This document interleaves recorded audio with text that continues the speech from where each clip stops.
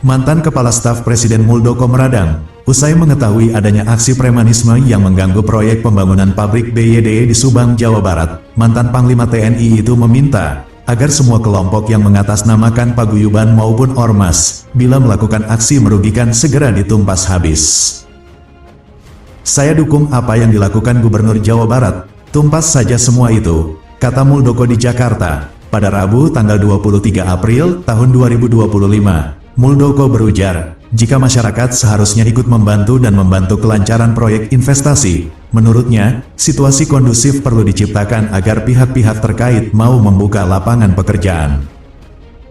Muldoko menilai, iklim investasi di dalam negeri perlu dukungan dari semua pihak termasuk masyarakat setempat, sebab kolaborasi masyarakat dan investor perlu dijalin di tengah situasi ekonomi yang sulit saat ini. Saya menghimbau supaya di tengah situasi iklim dunia usaha yang relatif perlu perhatian, maka masyarakat Indonesia bisa ciptakan iklim investasi yang baik.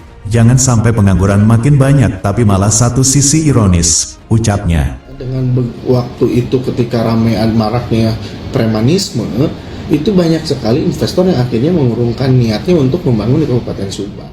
Sebelumnya, aksi premanisme berkedok ormas mengganggu proyek pembangunan pabrik BYD dibongkar Wakil Ketua MPR Edi Suparno. Politisi PAN itu enggan menyebut nama ormas yang dimaksud, namun para pelaku diduga telah melakukan hal merugikan perusahaan.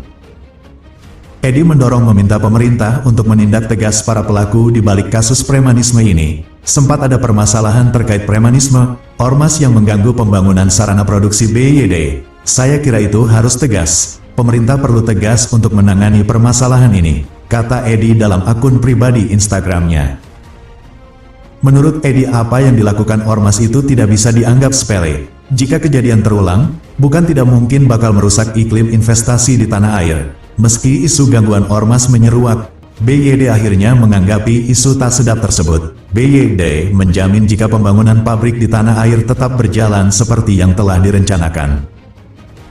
Hingga saat ini, seluruh proses persiapan dan pembangunan pabrik berjalan dengan baik, kata Luther Panjaitan, selaku Head of Marketing PR and Government Relations BYD Motor Indonesia. Luther menambahkan BYD tetap fokus dalam menjalankan komitmen untuk berinvestasi dalam bentuk pabrik di Indonesia. Perusahaan juga berupaya mempercepat proses pembangunan pabrik tersebut.